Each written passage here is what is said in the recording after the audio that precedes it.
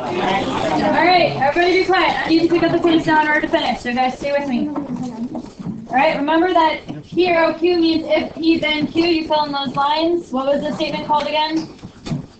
P is the hypothesis, Q is the conclusion. Remember those vocab words, please. If you have a statement that doesn't already have the if then, you go ahead and write it as a conditional. This one was if angles are, well, if they're vertical, then they're going to be congruent, right? This one, we saw that if the if is in the second half of the statement, you have to pull it back to the front. So this one, you would say that it's if it's Sunday, then it's the end of the week. Make sure there's, sorry, the start of the week is what I meant to say. If you see if already, make sure that's at the front, right? That's not usually how we talk in English, right? Normally you'll say like, you can go out if you finish your chores or homework or whatever. We normally, when we speak, put if last, but as the official structure of a conditional statement, it goes first. So just keep that in mind. This one we said that for soldiers fight wars, if someone is a soldier, then they fight wars, right? This one we talked about if there's a no or none at the front, you need to swap the ideas of those statements. So if a word rhymes with orange, then it's not English. You have to switch those two ideas when you see the no or none. All right, what about this one? I am satisfied provided that I reach my goal. Yes. If I reach my goal, then I am satisfied. Yes. If I reach my goal, then I am satisfied. Provided that is a little English kind of gymnastics. That means if. Provided that is a little signal that you're talking about a condition. So this statement was the condition for this person being satisfied. So remember, the condition aspect, the hypothesis, always needs to come first. So if I reach my goal, then I am satisfied. Does everybody see how I did that one? Okay. Playful dogs need patient owners. If, what idea comes first? Okay, so if a dog is playful, then it needs a patient owner. Okay? So there are only a couple special circumstances where you guys need to swap the order of how it's represented. Like this one, you didn't need to swap the order. You had the dog's idea first and then the owner's idea second. But for the ones that have the weird like no or none situation, or they have the if misplaced, those are the ones you need to make sure that you swap the order so that they're presented. All right? So that's taking statements that aren't conditionals and turning them into conditionals. Everybody good? Yes? All right, we have another special vocabulary word called negation. To negate something is to write the opposite of that statement. This is another notation, so circle or highlight that. Make sure you're highlighting everything that's notation. Even notation? Yes, the whole notation section right there. Make sure it's highlighted. Because again, notation is just as important as the verbal in this unit. So the little squiggle. The little squiggle is your representation for negate. So if P, the original statement was the sun is out, what would squiggle P, the negation of P, be?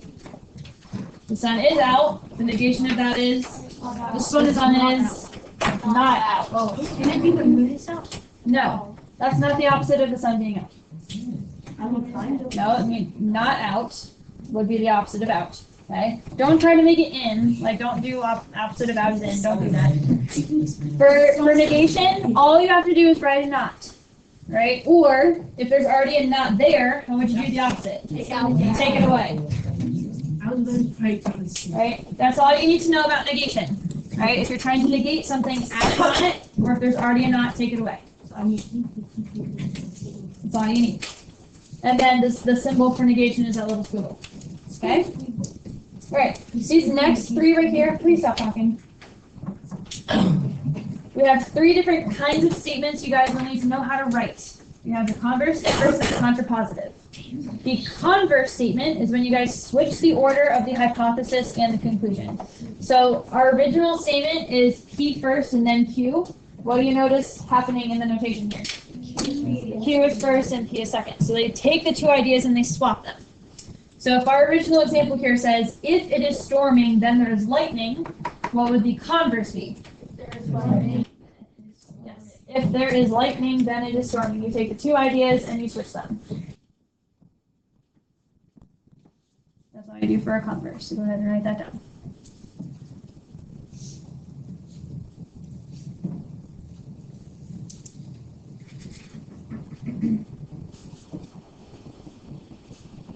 Alright, so converse is switching the order. Make sure you underline, circle, or highlight that notation as well. The next sentence statement, yes, Bertie? No. Security reasons, we have to keep the door closed.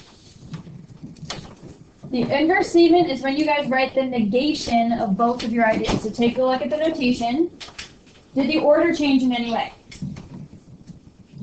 No. No, it's still PQ. What changed is that you take the negation of both ideas. So you're going to write the opposite of everything. So if my original statement was, if it is Thursday, then the weekend is almost here, what would the inverse be?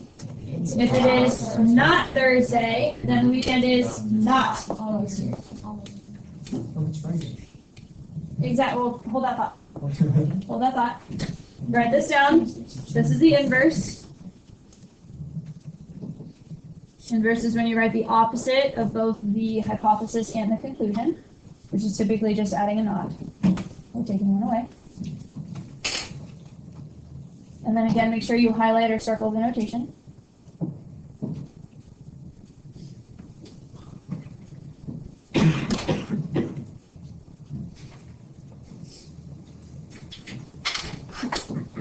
Now, somebody pointed out that that's not true. If it's not Thursday, then the weekend is not almost here. Why is that not true? It could be Friday. That means the weekend's even closer, right? So we're going to be talking about that next time. Truth value. That's when you have a statement and you're trying to decide if it's true or not, and then coming up with an example to prove whether it's true or not. Okay? So keep that in mind. All right, so you guys have the converse and the inverse. The contrapositive is taking both of those and putting them together. The contrapositive is when you switch the order and negate. So let's take a look at the notation. Again, highlight or circle. In the notation, you'll notice that instead of having P first, you have Q first and P second. So they swap the order. And then they also have the little squiggles that mean you write the opposite of both. Okay? So the contrapositive is the inverse and converse put together. So if my original statement is, if the sun is setting, then the day is ending, what would the contrapositive be? If the day is not ending, then the sun is not setting. If the day is not ending, then the sun is not setting. Reverse the order and then stick some knots in there.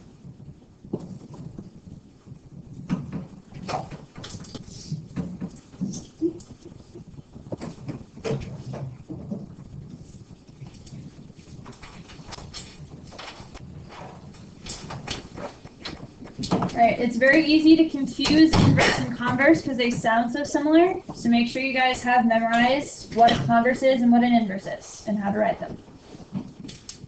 Is everybody okay with converse, inverse, contrapositive? How to write them? Alright, I want you guys to do this box on your own.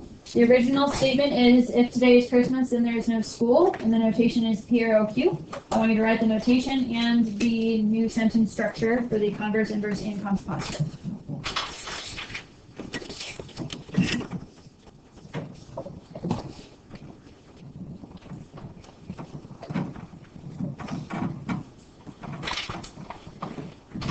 Include the notation and the verbal. They're both equally as important.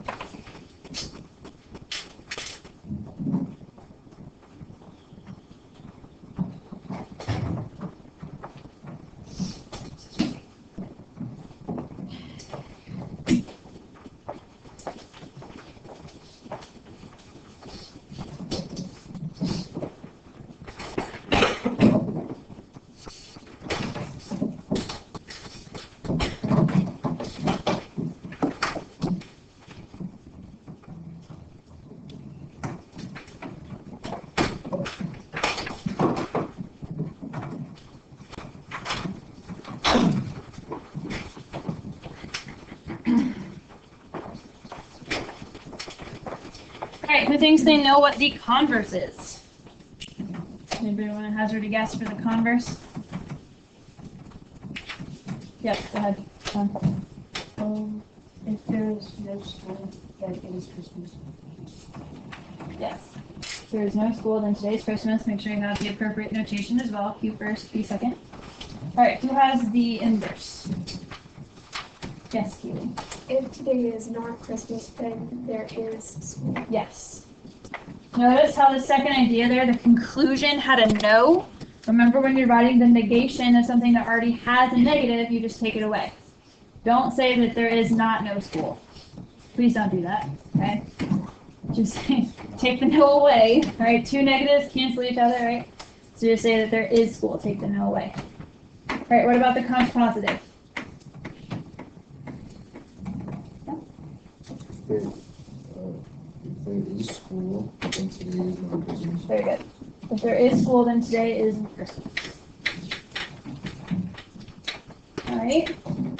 Make sure you have all the appropriate notation there as well. Everybody good on converse, inverse, and contrapositive? If you don't say anything, I'm assuming that's a yes. Go ahead.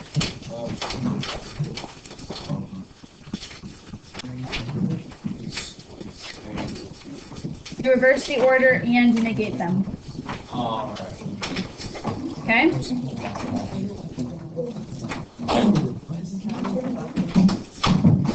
Are you guys good with this, or do you need to do another set of practice on the top of the next page? Are you good, or do you need a little bit more practice? All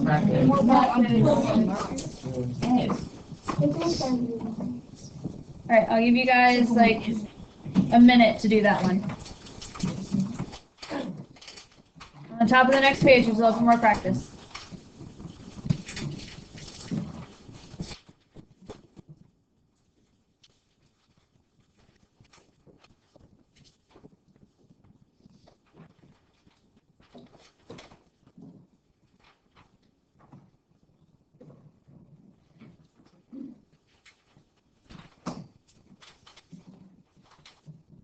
Gotta get used to writing notation without having to look, so make sure you understand how the notation works.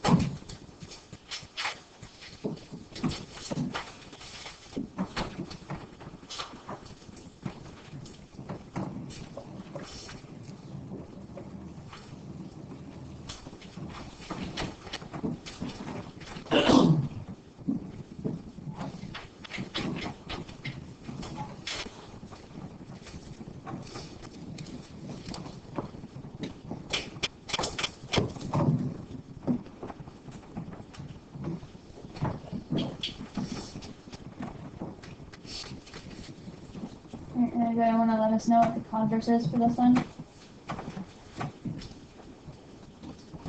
Anybody for the converse?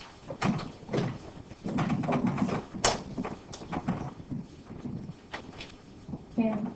If they are congruent, then the two angles are vertical. You have the right idea, but I would prefer that the object be two angles instead of they.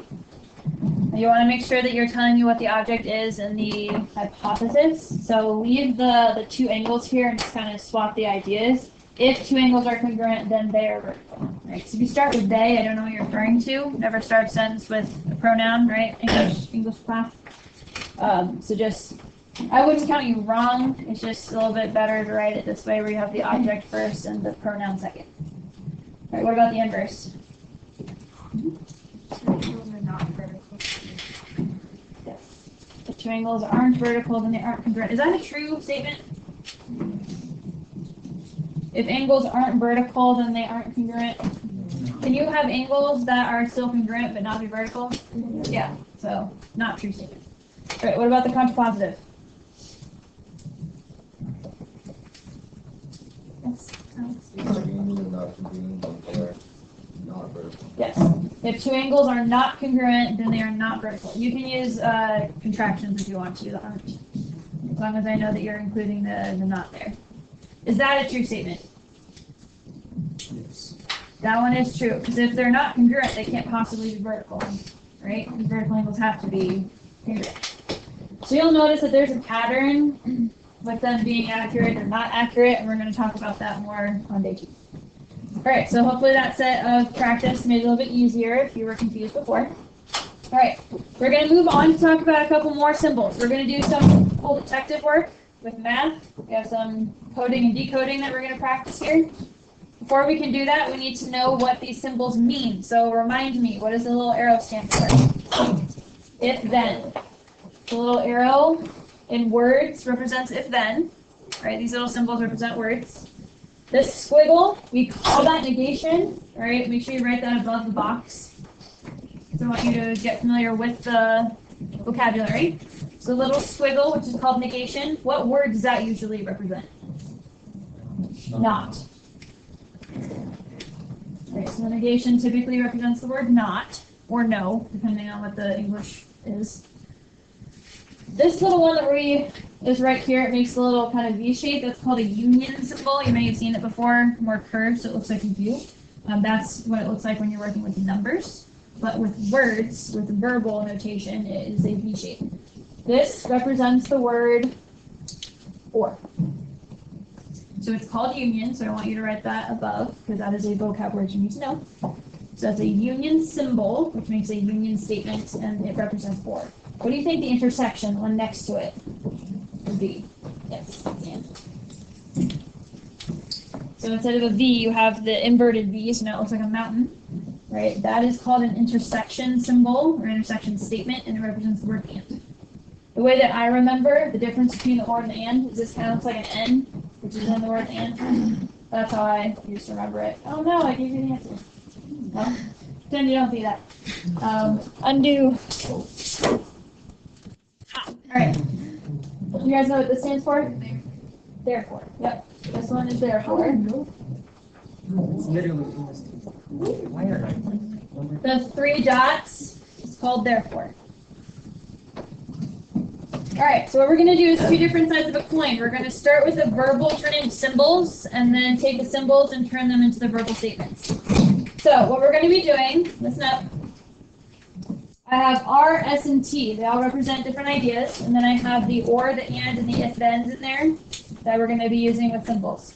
So what I want you guys to do is find if-then in the statement. Does this statement have if-then? Okay, I want you guys to circle those. The if and then the then. In this process, the very first thing you want to look for is the if-then, because what symbol will you have to use? The arrow. So that's the first thing you want to look for, because if you don't notice that at the beginning, trying to put the arrow in at the middle is going to be a little confusing. So because we have an if-then, I'm going to put an arrow in the middle here somewhere, right? Because we know we're going to have a hypothesis and a conclusion. So you should have an arrow. I'm not going to show you the answer yet. You have an arrow in there. All right. How do we represent the day is over? R. So I would have R. And then I have the word and. What symbol? The mountain, right? And then I ate dinner. S. So I have R and S. That's where my arrow comes in. So that's the hypothesis. So if this, then what? Then T. Then I will watch a movie. You see how I turn that into the symbols? Yes. No. This is Right, you're turning words into code. It's like winging. All right, look at the next one. Look at the next one. Do you guys see an if then? No. So is there going to be an arrow? No. So we're just going to go right into it. I don't watch a movie. How do I present that part? Squiggle. T. Squiggle T. Right, so I don't watch a movie. Therefore, the 3 dots, and this is the best that my computer could do to represent that. Therefore, then what?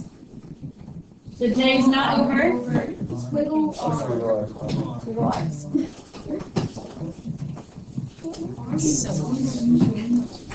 Do you guys see that? Am I losing anybody? Is everybody with me? Alright, what about the next one? I will watch a movie or eat dinner. T, D, And then it's S. yeah. T, and then the or is your little union symbol. And then your S. You can do the next one on your own. Try the next one on your own. Make sure, remember, you look for what first? Look for the if thens. I know it's a little bit complicated, the last one there, but try it out anyway.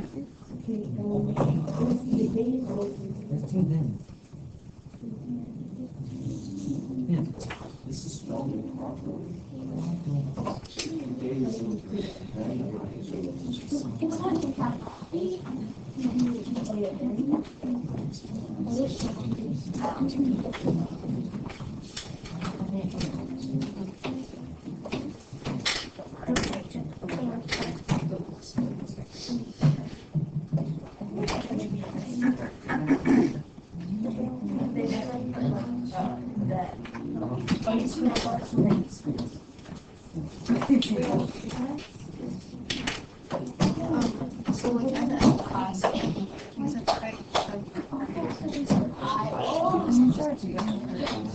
If you didn't put your work on a separate piece of paper, you got it. You did?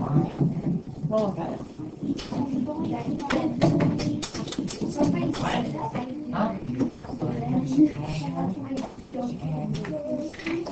Alright. Who thinks they can tell me what the notation would be for this? I'm going to go little by little. Yep. R. Arrow. S. Okay. S. Arrow. Yep. Did everybody get that? There were two if-then statements, so they both get their own separate arrow. That's okay. Okay, so right after if the day is over, there's an if, so that's our line, and then it says then. Yes. So I thought it would just be like two arrows. No, each if-then together is one arrow. Alright. So this right here, from here to here, is an if-then statement. That is one arrow, and then it starts again over here with a new if-then. So it has to be there has to be two of those to make those arrows? No, there should be one if and one then per arrow. Alright. So you start and end one arrow with an if and then, and then they have the word and then they reset to create a new one. Alright, is everybody okay with coding? Going from words to symbols? No. Alright, now we're going to practice decoding. They've given you a code. I want to know what this is in words. So now you're doing the reverse, right? What do we look for first up here again? If then. How do I look for if then in this kind of context? Arrows. When you see an arrow, what does that mean your first word should be? If. Alright. Do you see an arrow here? No. So I'm not going to start with if. How would I start this one? Okay. I will not or I did not watch a movie. I don't really care what sense you put it in. I did not watch a movie. What does the mountain mean? And then what's your S? No, you didn't. So squiggle T would be the opposite of your T statement. So I did not or won't, whatever tense you want to use. The opposite of T, and then the mountain is and then you just write down the S statement. Okay? You guys think you can do the rest of them on your own? Decoding? Go ahead and try the next three. We'll see if you get them. Make sure you look out for the arrows.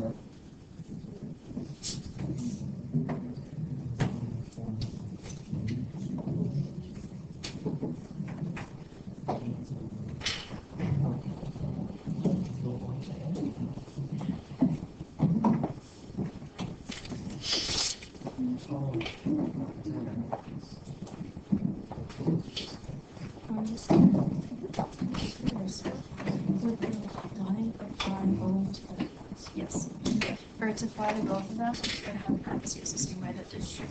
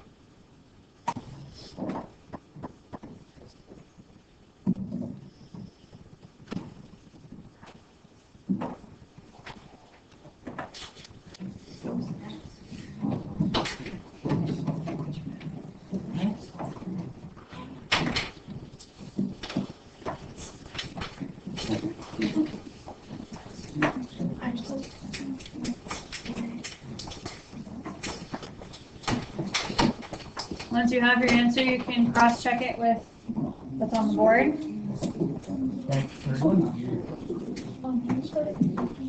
This one?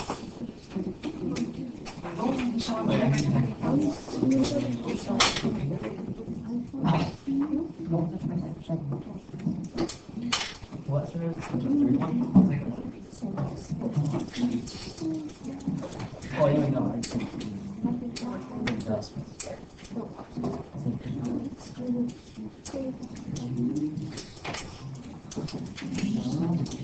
Is everybody okay with these? Do I need to go over any of them?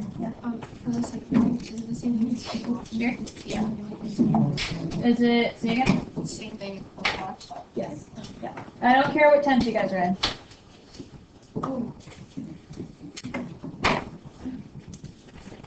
Yes, everybody's okay with decoding, taking the symbols, turning them into words? Okay.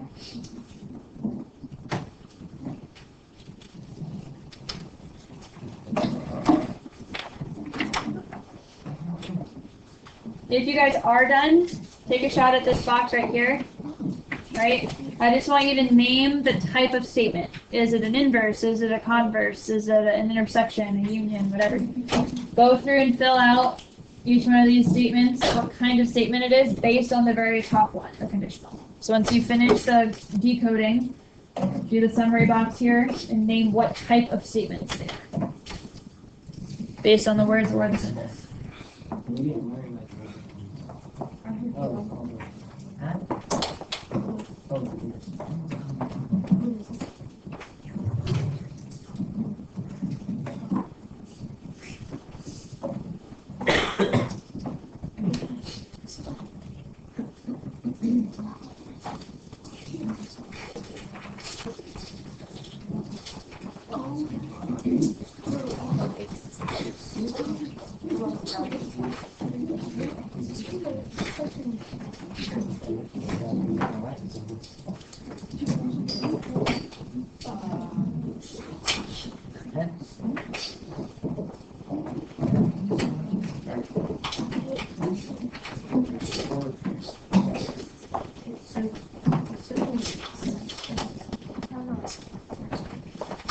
Right, who needs help on the decoding?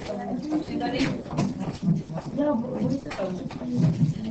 Why is that intersection? Get up there, you check to make sure.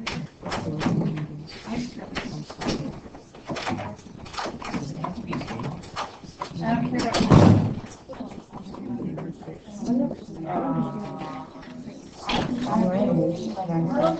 So it's based on the ant? Yeah.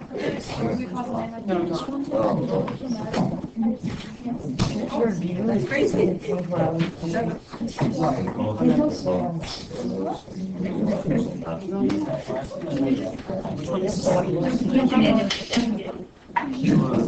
This is not see how it says I have to process this. Oh my god. I was confused because oh. And then just want you to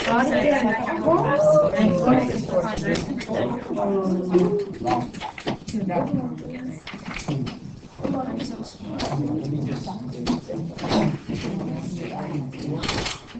then this one.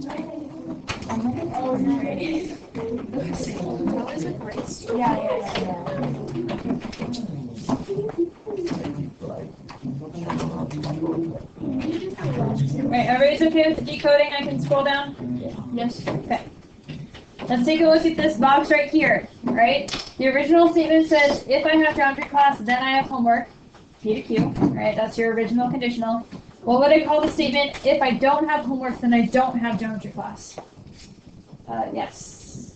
Okay. Contrapositive, right? When you swap the order in negate, it's called the contrapositive. This next one says, I have geometry class and I have homework. What do we call a statement that just says and? Called an intersection. Oh. It's not just the name of the symbol, it's the name of the entire statement if you have an and.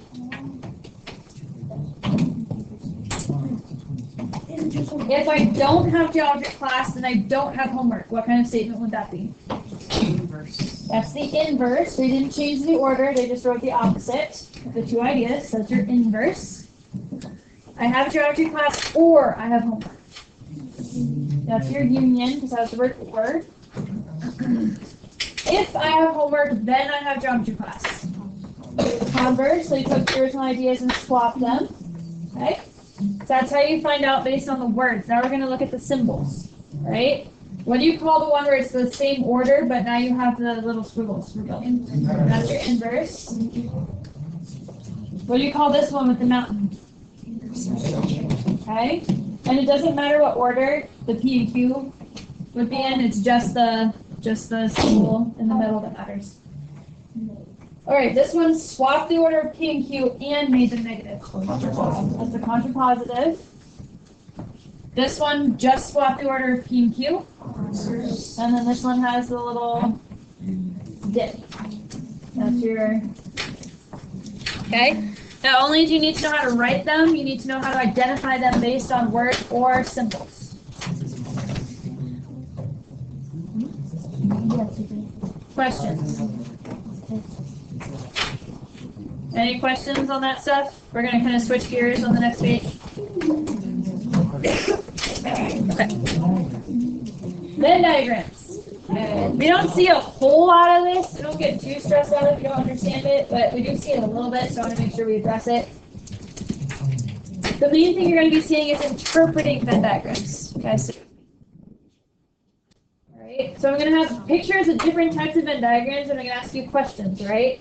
So we're going to fill in these blanks with all, some, or no to kind of complete the idea.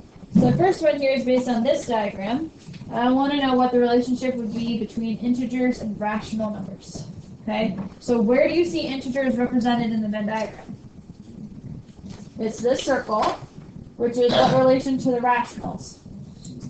It's fully inside. So what word do you think would go here? All, some, or no? All. So when you guys have complete overlap, see how the integers is fully inside of the other bubble that represents rational? If you have complete overlap like that, use the word all. It's completely inside of the other category. What about irrational numbers being integers? Where are the irrational numbers? They're here. Are they even touching integers? No, so they can't have any relation at all. That's when you guys use no. Okay? And then what about rational numbers being integers? That would be some, right? Rational numbers is this big category. Can some of them be integers? Can some of them not be? Yes. So that's when you guys use the word some, when it's partial overlap for one of the categories.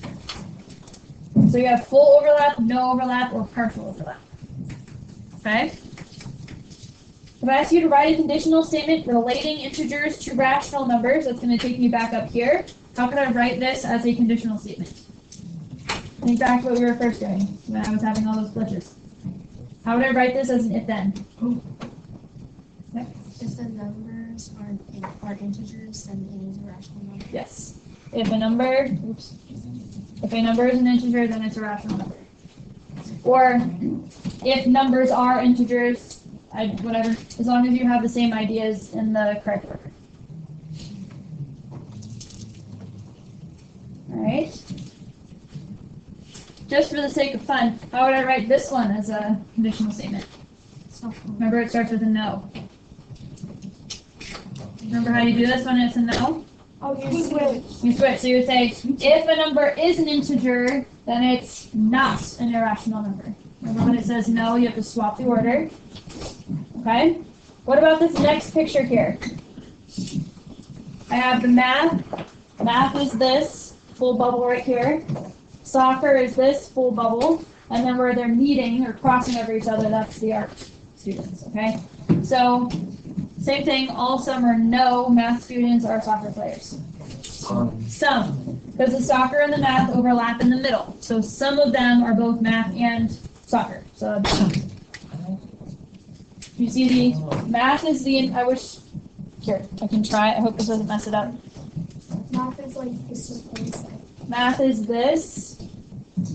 And soccer is this. So they are overlapping. And the spots where they're touching together, that's the sum.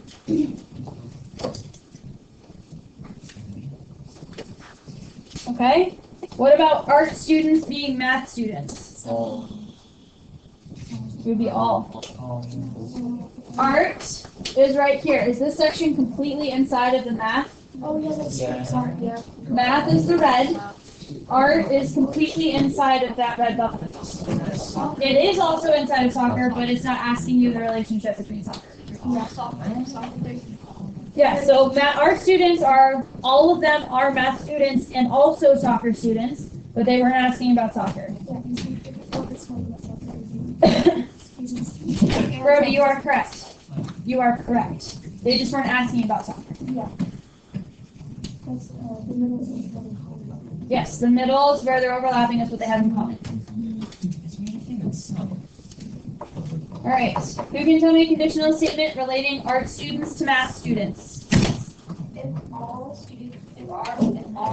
students are in art, then they're math. Don't use the actual word all in the statement. If students are in art, then they're math. Yeah, if a student or if you're an art student, then you're a math student. Don't use the word all when you guys are creating conditional statements. You could say if someone is or if you are an art student, then that someone or you are a math student. Okay? So that's a little bit of interpretation with your Venn diagrams, understanding the sum, the all, or the no. All right, here's our representation of intersection and union. We talked about that a little bit. What's the word for intersection? What's the word? And. What's the word for union? For. This is how we would shade those. So for example, if I said it is a red vehicle and a truck, shouldn't it be this little section right here where it's both red and truck at the same time? Yes. So that's why this little intersection, hence intersection, that's why it's filled in. Right? So for this one, it says it is a red vehicle or a truck. So would that just be the middle? No. It says it's a red vehicle or a truck. So could it just be any red vehicle? It could be any of the red vehicles or a truck. It could be any truck that's not red. Okay? So when you have a union, you shade all of it in. All of it. Intersection is just the middle. Union is everything. Okay? So we're going to take a look on how you guys can be drawing Venn diagrams yourself. If you guys are drawing an if-then statement, it looks like this. Somebody called it an olive earlier. Somebody called it a mitochondria or something. I don't know. But this is how you draw an if-then statement. You have one big oval and then another oval that's smaller inside. Okay? Quick and easy way of doing this. The if statement goes in the smaller oval, the then goes in the bigger one. Feel free to abbreviate. It is a true mathematician's way to abbreviate. So the if statement is if you are a foodie. That is represented by the smaller of the two ovals. And then the then statement goes in the bigger oval. Always. Always. This is a general system of creating a Venn diagram for an if-then. Yes, Kaylee? Oh, never mind. I answered mine. All right. What about the next one? Set it up the same way. What would go in the smaller oval? Okay. Sorry, there's an N there, I promise. And then what about the bigger circle? Okay. Very straightforward. Make a note for yourself if you're going to forget that. Make a little note. Say the if goes on the inside, the then goes on the outside. Just so you don't forget. Alright, the one on the end is not an if-then statement. It says that Terry likes candy and cake, but not pie. So there are a couple different ways you guys can draw this, but I want you to draw it this way for me. 3 ovals intersecting. There are other ways to draw this, but I want you to do this method for right now. It's 3 ovals that are all intersecting.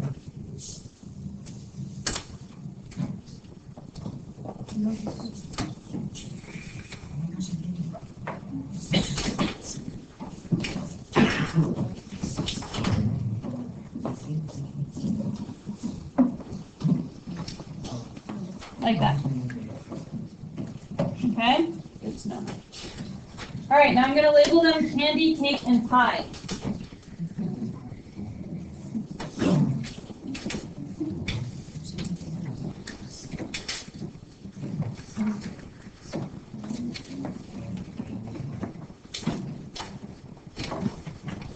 Yes? And does it matter where? No, doesn't matter where. Alright, so I have 3 overlapping ovals. You can put the labels wherever you want, but I have one that's candy, one that's cake, and one that's pie. For these ones, if it's not an if-then, I expect you to shade. These ones, you don't have to shade anything, but if it's the intersections or the unions or whatever, you need to shade stuff in. Where would I shade in this picture to represent that he likes candy and cake, but not pie? This little part? Do I keep going down? Yeah. No. You just want the part where the candy and the cake are overlapping, but don't include anything inside the green, or the little oval that represents pie. Okay? This is typically how they represent the Venn diagram, these 3 ideas. You could have also done this, where you have cake and candy overlapping and pie by itself. You can also do that, but this is typically how they represent it on like tests and stuff. So I wanted to show you that. Okay? So shading is something you guys need to know how to do too. You were doing so well. Okay? Okay, so this one is he likes sprinkles or caramel sauce. How many ideas do we have in that one?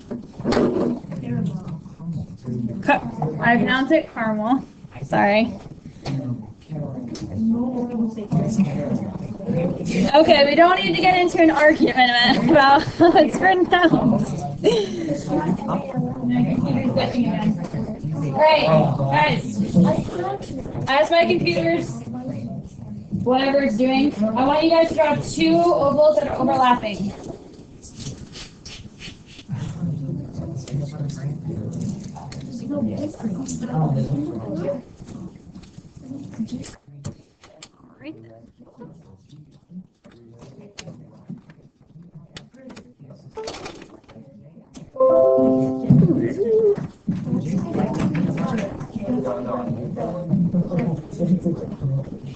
Alright, draw 2 ovals that are overlapping like this, please. Come on, you can say that. Alright, label one of them caramel, or caramel, and the other one sprinkles. And I'm no longer able to use my pen to write. So we have, let's see, caramels on the left and sprinkles on the right. What do we call this statement if it has an or? A union. How do we shade a union? The whole thing. So shade in the entire thing. Okay, that's how you shade in a union. All of it. Okay? The next one also has 2 ideas. We have 2 overlapping ovals. One of them represents cute, the other one represents fluffy. How do I shade in the section that represents the dog is cute and fluffy? Just this little section, that's called the intersection. right? So just this part. Like that's All right.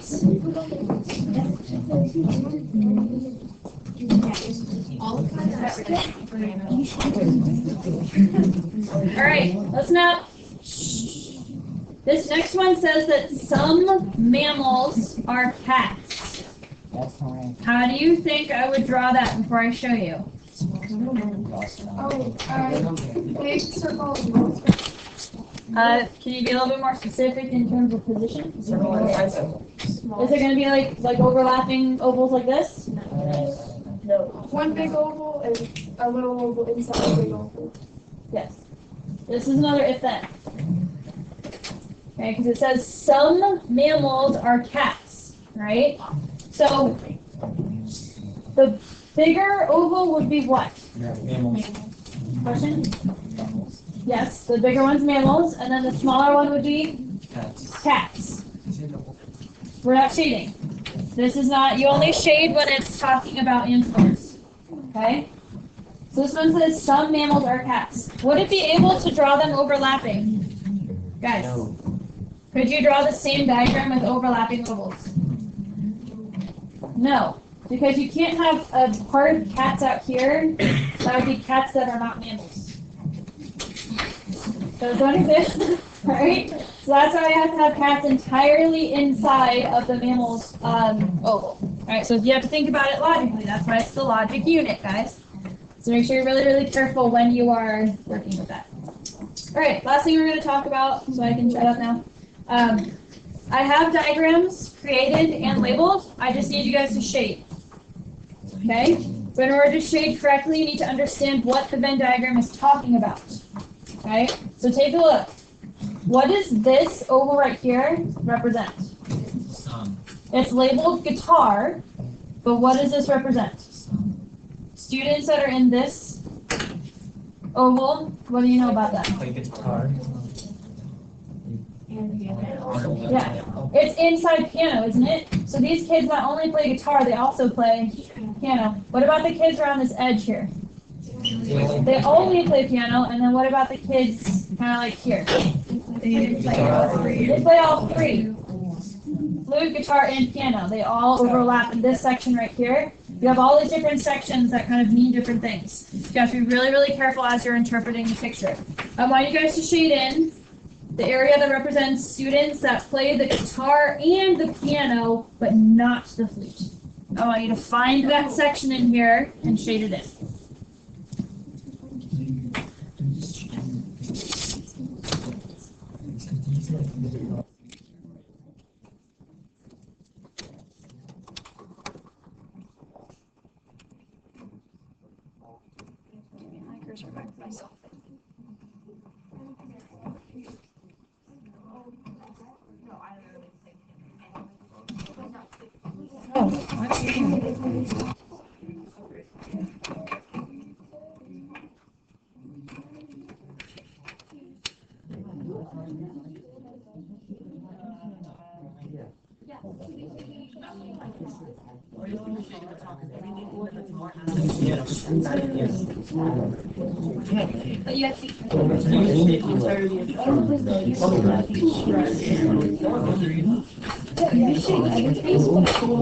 Alright, what part do I shade in? All this? Yeah. Like this? No, It's just the guitar. It's the guitar. See, that's why I don't use that.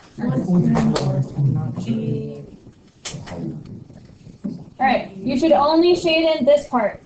The guitar. The guitar part, but not the part that has the flute. Alright, so just this section right here. And I'm not shading anything, but that part.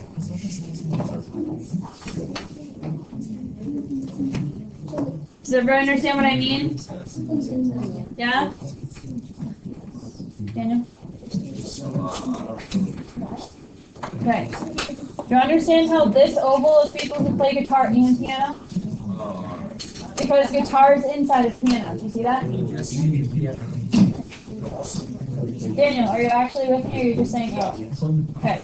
So I just want this section right here because these people play guitar and piano but not the flute. You don't want this part. Alright, so if they play guitar, they have to play.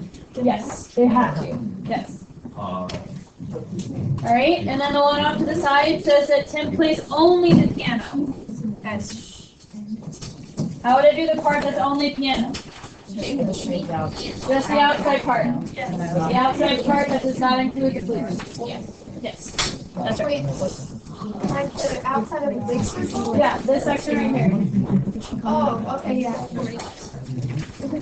I know that was tricky because I couldn't write a whole lot, but hopefully everybody's okay with that. You guys can wrap up any loose ends on the grade assignment if you need to.